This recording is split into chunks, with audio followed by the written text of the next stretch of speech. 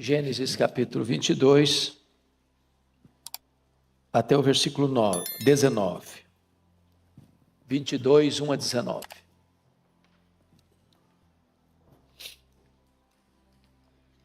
Está escrito: depois dessas coisas, pôs Deus a Abraão à prova e lhe disse: Abraão.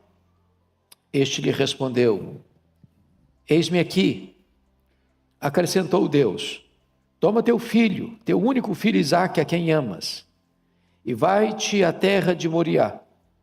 Oferece-o ali em holocausto sobre um dos montes que eu te mostrarei. Levantou-se, pois, Abraão de madrugada, e tendo preparado o seu jumento, tomou consigo 2 dos seus servos e a Isaque seu filho. Rachou lenha para o holocausto e foi para o lugar que Deus lhe havia indicado. Ao terceiro dia, erguendo Abraão os olhos, viu o lugar de longe. Então disse a seus servos: esperai aqui com o jumento. Eu e o rapaz iremos até lá, e havendo adorado, voltaremos para junto de vós. Tomou Abraão a lenha do holocausto e a colocou sobre Isaque seu filho. Ele, porém, levava nas mãos o fogo e o cutelo. Assim caminhavam ambos juntos. Quando Isaque disse a Abraão, seu pai: meu pai. Respondeu Abraão: eis-me aqui, meu filho. Perguntou-lhe Isaque: eis o fogo e a lenha, mas onde está o cordeiro para o holocausto? Respondeu Abraão: Deus proverá para si, meu filho, o cordeiro para o holocausto. E seguiam ambos juntos. Chegaram ao lugar que Deus lhe havia designado. Ali edificou Abraão um altar. Sobre ele dispôs a lenha, amarrou Isaque, seu filho, e o deitou no altar em cima da lenha. E estendendo a mão, tomou o cutelo para imolar o filho. Mas do céu lhe bradou o anjo do Senhor: Abraão, Abraão. Ele respondeu: eis-me aqui. Então lhe disse: não estendas a mão sobre o rapaz e nada lhe faças, pois agora sei que temes a Deus, porquanto não me negaste o filho, teu único filho. Tendo Abraão erguido os olhos, viu atrás de si um carneiro preso pelos chifres entre os arbustos. Tomou Abraão o carneiro e o ofereceu em holocausto em lugar de seu filho.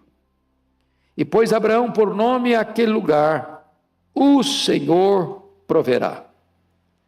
Daí dizer-se até o dia de hoje: no monte do Senhor se proverá. Então do céu bradou pela segunda vez o anjo do Senhor a Abraão e disse: jurei por mim mesmo, diz o Senhor, porquanto fizeste isso e não me negaste o teu único filho, que deveras te abençoarei. E certamente multiplicarei a tua descendência como as estrelas dos céus e como a areia da praia do mar. A tua descendência possuirá a cidade dos seus inimigos.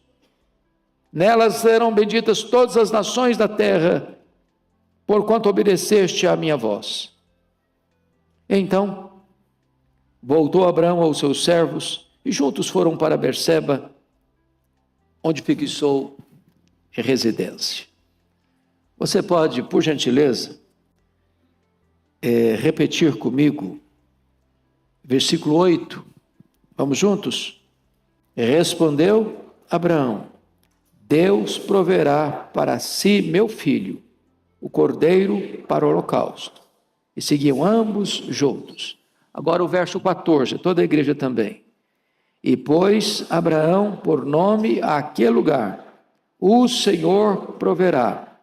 Daí dizer-se até o dia de hoje: no monte do Senhor se proverá.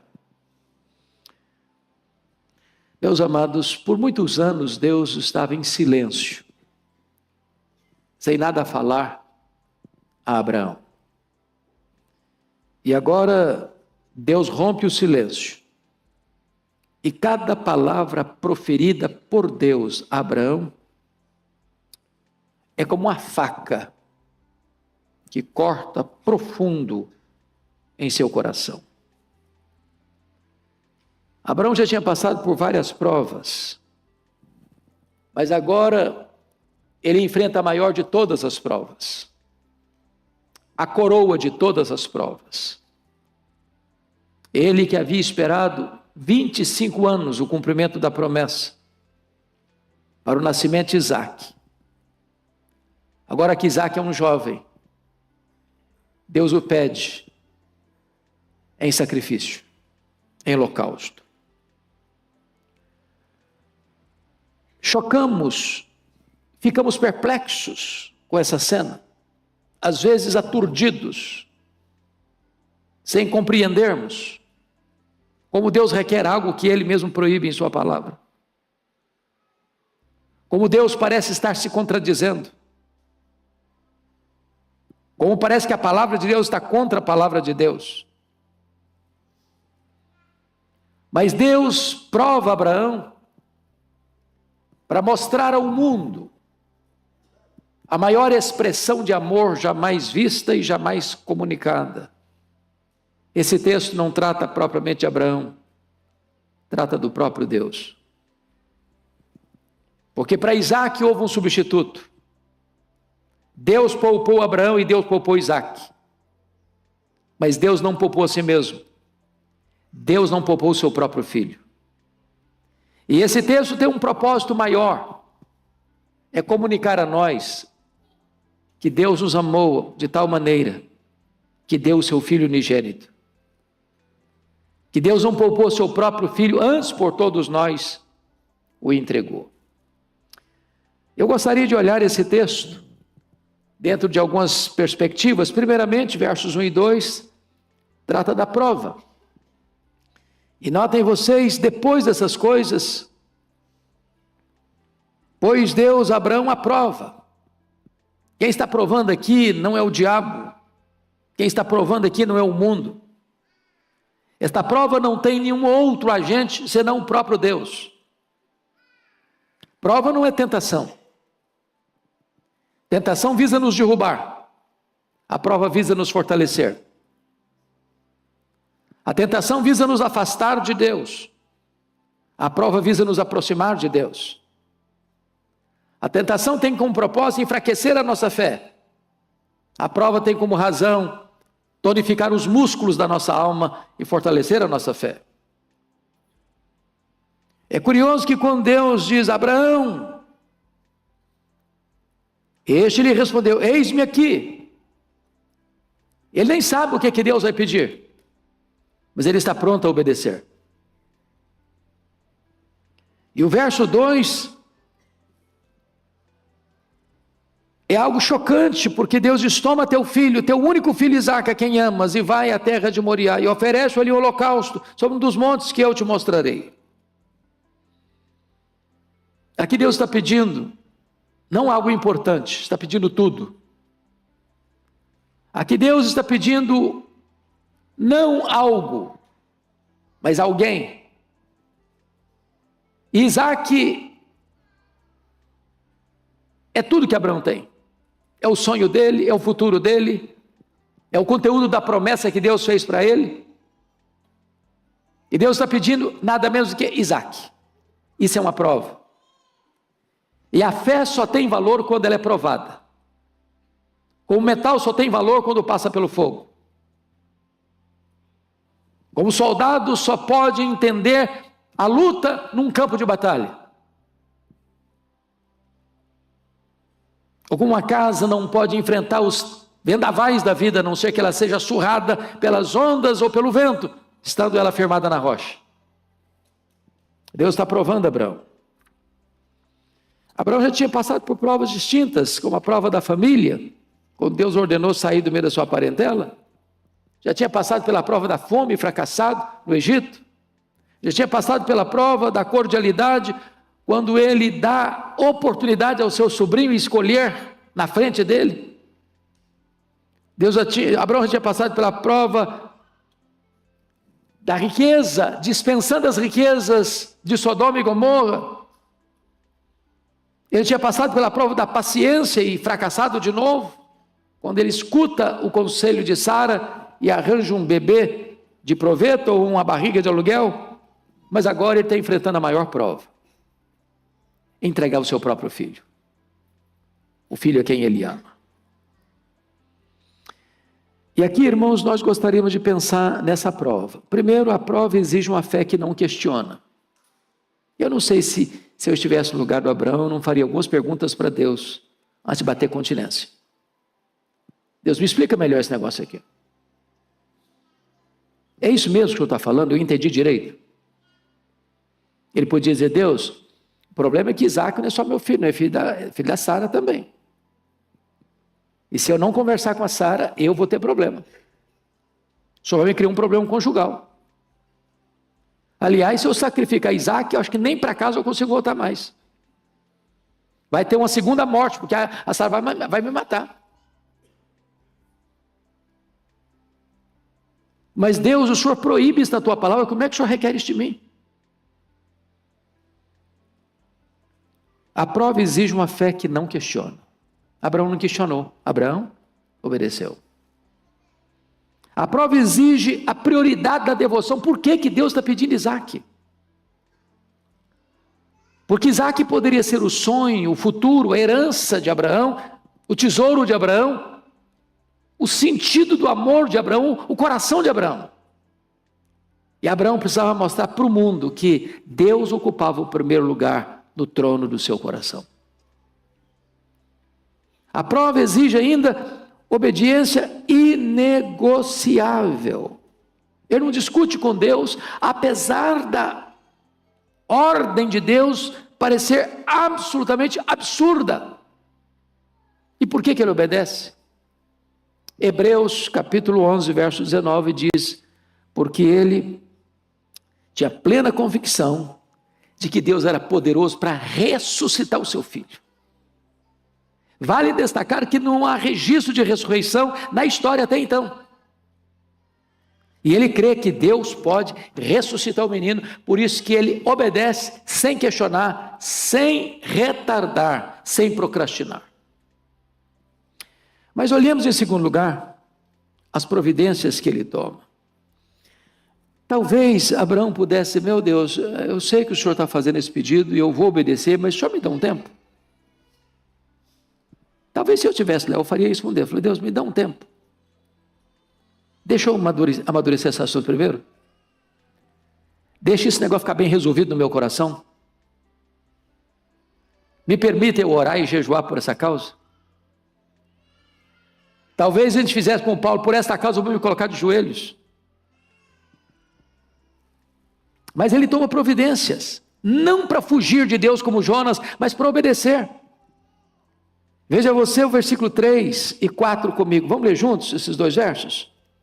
Levantou-se, pois, Abraão comigo. Levantou-se, pois, Abraão, de madrugada, e tendo preparado o seu jumento, tomou consigo 2 dos seus servos, e a Isaque seu filho, rachou lenha para o holocausto, e foi para o lugar que Deus lhe havia indicado. Ao terceiro dia, erguendo Abraão os olhos, viu o lugar de longe. Esse local ficava de Berseba a Moriá mais de 80 quilômetros, a pé, percurso de 3 dias bem andados. Ele não vai na semana que vem, não, naquela mesma madrugada, ele se levanta, ele racha lenha, ele pega o jumento, chama 2 servos, pega Isaac e pé na estrada. Sabe o que eu acho impressionante nesse registro? É que em momento algum a Bíblia fala das emoções de Abraão. Será que ele não as teve? Será que no coração dele alguma coisa não aconteceu? Por que 3 dias? Por que tão longe? Porque talvez no meio do caminho ele pudesse pensar: bom, eu caminhei um dia, mas será que eu vou conseguir no segundo dia caminhar? Ou imagine você que Abraão está olhando para o seu filho, quando eles param, armam a tenda para passar a noite, o menino dormindo, E ele sabendo que vai sacrificar o filho. Quem sabe as lágrimas rolando no rosto.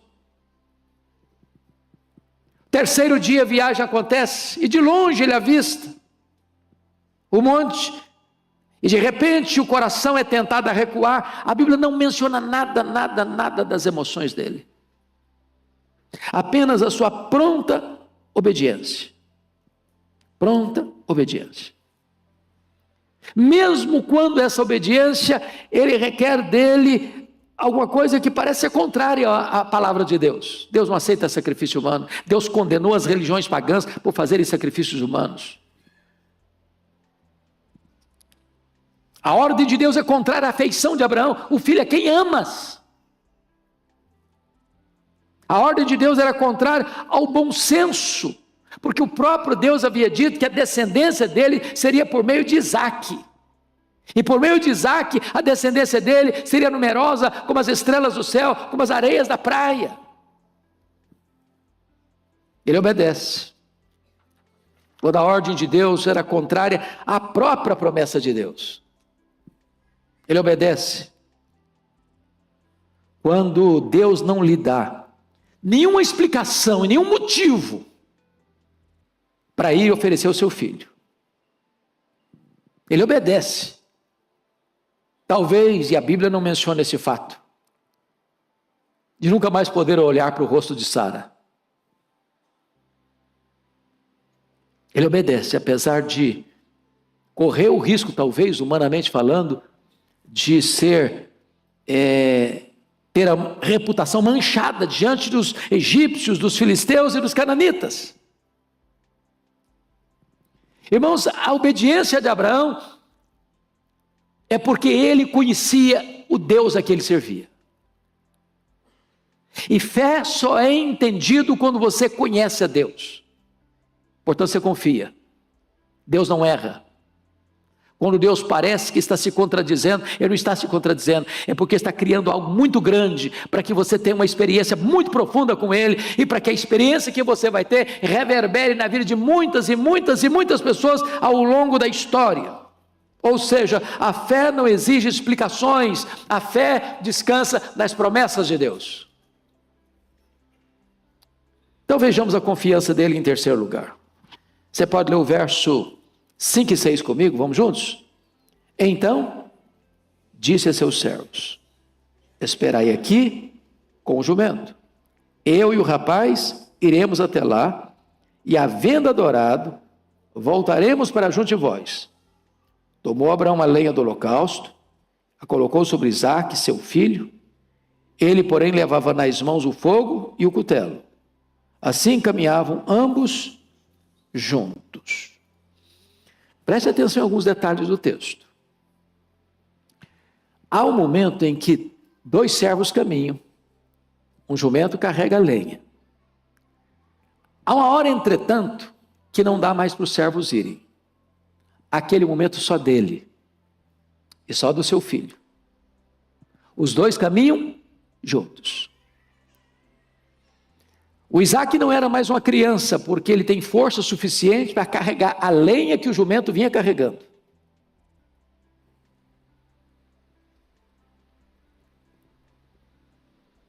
E diz a Bíblia que então Abraão disse para os rapazes, para os dois servos: ficai aqui, esperai aqui, com o jumento, e eu e o rapaz iremos lá.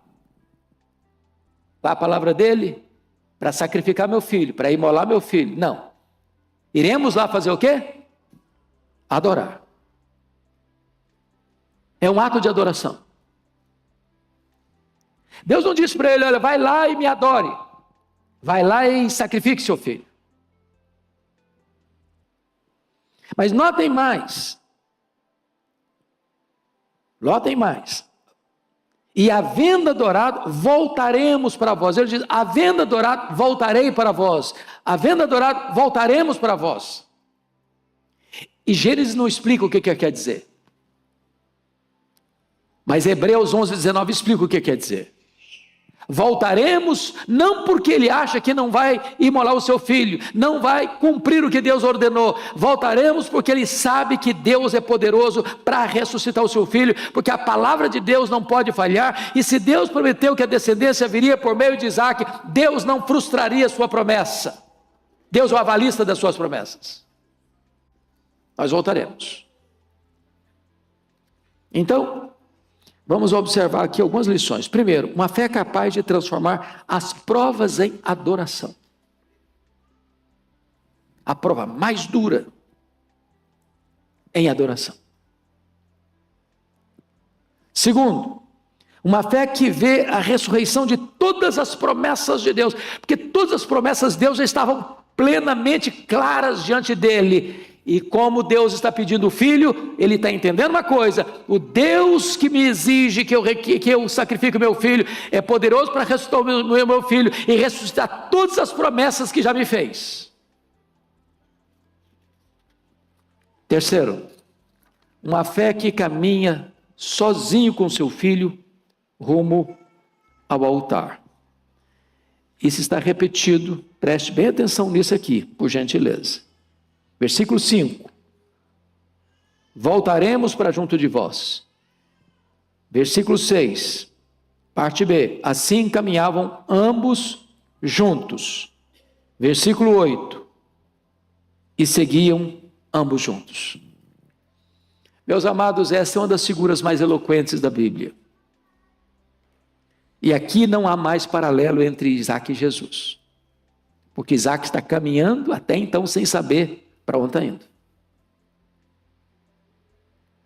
Mas a Bíblia diz que a obra da redenção, o pai e o filho caminham juntos. Desde a eternidade o plano está feito. O pai entrega o filho e Jesus voluntariamente se entrega. Ele não vai para a cruz sem saber. A cruz não foi um acidente, foi uma agenda. O pai e o filho sempre caminhando juntos.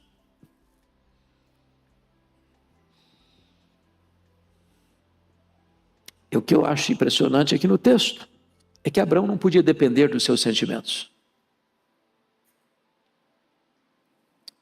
O apóstolo Paulo chega a perguntar: dificilmente alguém daria a sua vida por um justo. De repente, por um justo até que alguém se anime a dar sua vida. Mas Deus prova o seu próprio amor para conosco, tendo Cristo Jesus morrido por nós, sendo nós ainda pecadores. Nenhum pai faz o que Abraão fez sem que o coração esteja pulsando mais forte. E Deus permitiu que isso estivesse registrado para nós termos um pequeno lampejo do que foi o amor do Deus Pai entregando Deus Filho, por amor a mim e a você. É preciso que essa experiência venha para o campo humano, para que nós entendamos o que significou a cruz do Calvário para nós. Abraão não podia depender das pessoas, os 2 servos não estavam mais com ele, Sara estava longe, é só ele e o filho. Isso representa a cruz. Abraão aprendeu a depender totalmente da promessa e da provisão de Deus. Mas me permita olhar um outro aspecto agora, que é o sacrifício, nos versos 7 a 10. Vamos ver aqui a pergunta de Isaac no verso 7. Leia comigo o verso 7, por favor. Quando Isaac disse a Abraão, seu pai: meu pai, perguntou Abraão. Eis-me aqui, meu filho, perguntou-lhe Isaac. Eis o fogo e a lenha, mas onde está o cordeiro para o holocausto? Qual a conclusão que você chega? 3 dias de caminhada, Abraão cumpre a ordem de Deus, mas Isaac não tem ciência do que está indo. E eu fico até imaginando, aí, criando imaginação na minha mente, quem sabe foi o primeiro passeio do Isaac com o pai, 3 dias, a Sara disse: tá bom, meu filho, já pode ir, já está grandinho já, vai ser legal demais, vai ser um passeio maravilhoso com seu pai, conhecer lugares novos. Eu imagino o Isaac todo festeiro pela estrada fora, feliz da vida, sorrindo, brincando, celebrando, comunhão com o pai. Que legal, eu estou viajando com meu pai. Primeiro dia, segundo dia, terceiro dia, tira a lenha do jumento, bota nas costas do Isaac. E o Abraão não abre mão de duas coisas: o fogo e o facão, e o cutelo. E o menino fica intrigado. Uai, nós vamos fazer um sacrifício? Está faltando o principal. Tem lenha, tem fogo, tem cutelo, mas e o cordeiro? E o cordeiro? E a resposta de Abraão é alguma coisa extremamente fascinante. Deus proverá para si o cordeiro, meu filho. E o cordeiro já tinha sido provido antes da fundação do mundo. Porque Apocalipse 13:8 diz que o cordeiro foi morto antes da fundação do mundo. A provisão já estava feita. O substituto de fato e de verdade, que haveria de responder às necessidades do Abraão e de todos os filhos de Abraão ao longo da história, é o Cordeiro de Deus que tira o pecado do mundo. O verdadeiro substituto. Deus proverá para si, meu filho. A resposta de Abraão é que o homem de fé crê na providência divina. Ele não sabe como, mas sabe que Deus vai fazer o extraordinário. Isso é fé. E aí chega o verso de número 9, que eles estão subindo a encosta. É o Monte Moriá, onde está o templo, estava o templo de Jerusalém. Leia o 9 comigo, por favor. Chegaram, vamos juntos? Chegaram ao lugar que Deus lhe havia designado. Ali edificou Abraão um altar, sobre ele dispôs a lenha, amarrou Isaque, seu filho, e o deitou no altar, em cima da lenha. Esse texto para mim é quase incompreensível, a não ser que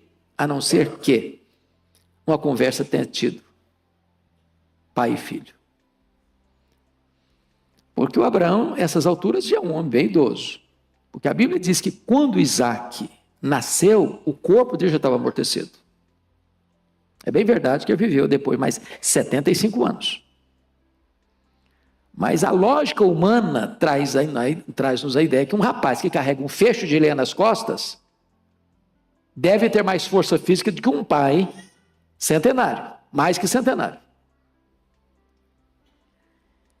Logicamente, nenhum rapaz se deixa amarrar passivamente, sem se espernear, sem sair correndo, sem fugir, sem ir à próxima delegacia fazer uma queixa, crime contra o pai.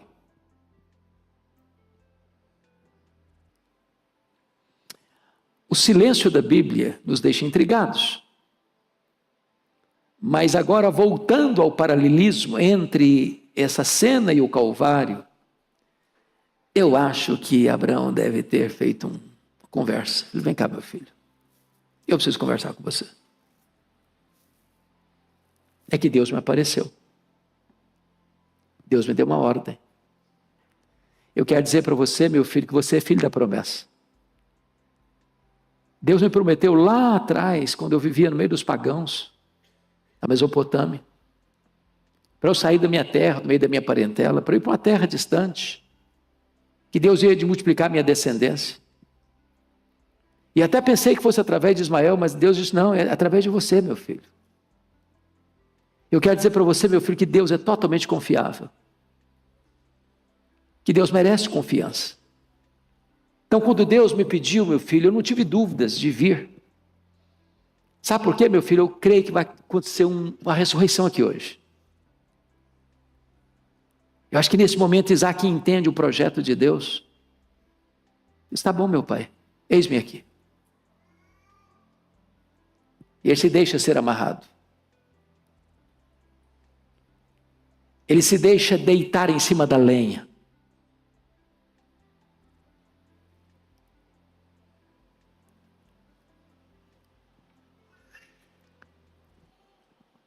Esse gesto de Abraão é uma loucura sem fé. Esse gesto de Abraão seria um crime hediondo e não uma demonstração de confiança no Deus da provisão. Abraão entrega o filho do seu amor, Abraão entrega o filho da promessa, no maior símbolo da redenção que haveria de acontecer há 2000 anos, no Calvário. Quando Deus não poupou o seu próprio filho, mas por todos nós o entregou. E aí vem o outro ponto desta mensagem, que é o aparecimento do substituto. Você lê, por gentileza, verso 11 e 12 comigo? Vamos começar no 11, vamos juntos?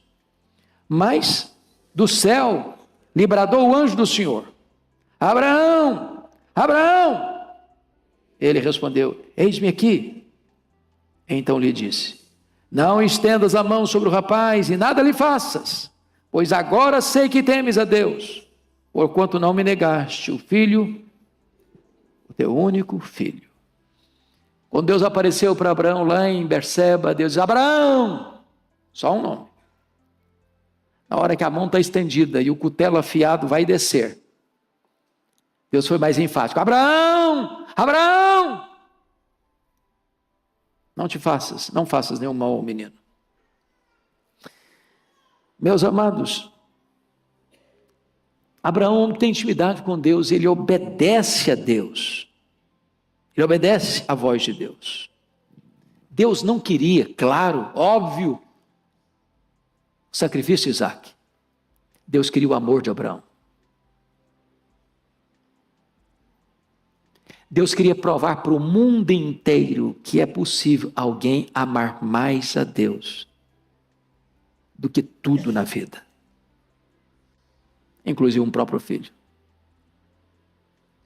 Deus queria mostrar para o mundo inteiro o que haveria de acontecer há 2000 anos, quando o pai e o filho estão numa cena, e o pai não pode poupar o filho. E o filho a si mesmo se entrega ao propósito do pai. E o próprio pai é quem aciona o cutelo da lei contra o seu filho, sem que houvesse no Calvário nenhum cordeiro substituto. Esse texto existe exatamente para isso, para nos mostrar o drama do Calvário e a singularidade do amor de Deus por você e por mim. Para Isaac teve um substituto, para Jesus não teve. Deus poupou Abraão, Deus poupou Isaac, Deus não poupou a si mesmo, Deus não poupou o seu próprio filho. Tudo isso por amor a você, por amor a mim.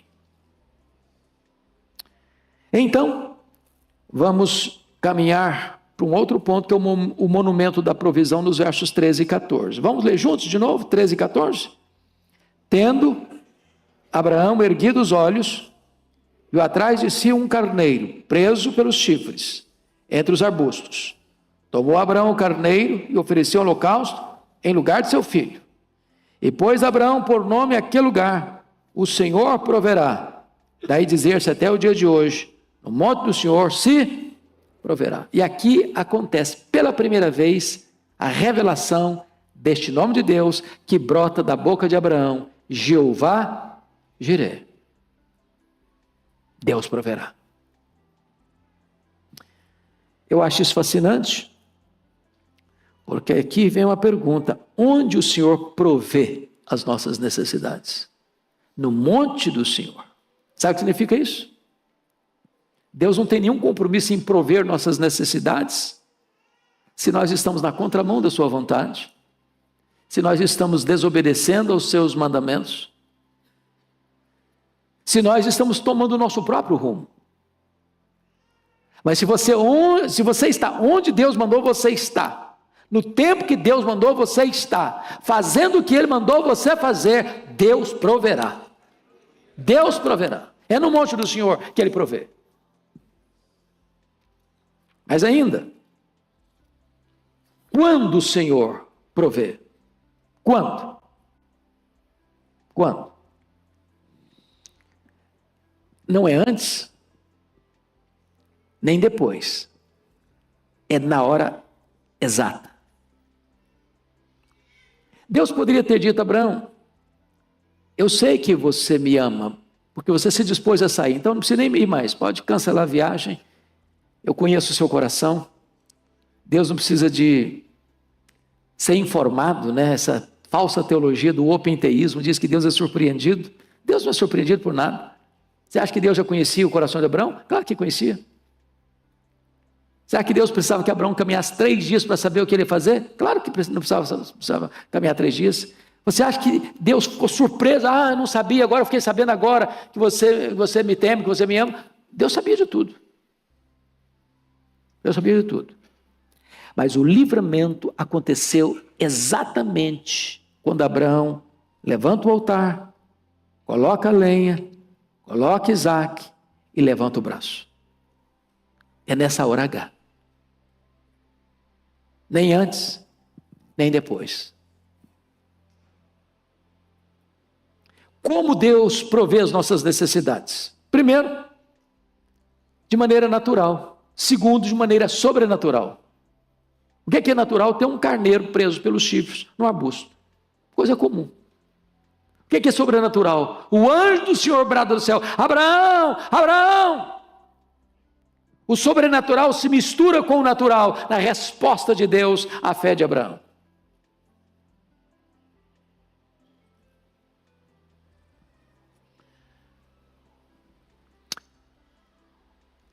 Fazendo uma aplicação mais no outro contexto. Quem tem experimentado aqui a provisão do Jeová Jireh na sua vida? Cuidado de Deus, livramento de Deus, proteção de Deus, a vida, saúde, o pão sobre a mesa, a família, trabalho, a igreja, a salvação. Talvez uma das frases mais consoladoras para o nosso coração, mais ternas para a nossa alma: Deus proverá. Deus proverá. Deus proverá. Eu não estou vendo, eu não estou enxergando, eu não enxergo na curva, eu não enxergo no escuro. Mas se Deus mandou, eu estou indo. Se Deus prometeu, eu estou crendo. Se Deus falou, vai acontecer. Eu não estou sentindo, mas Deus falou, eu estou tomando posse. E você responde, você responde, você responde: Deus proverá, Deus proverá, Deus proverá, Jeová Jireh, Jeová Jireh, Jeová Jireh.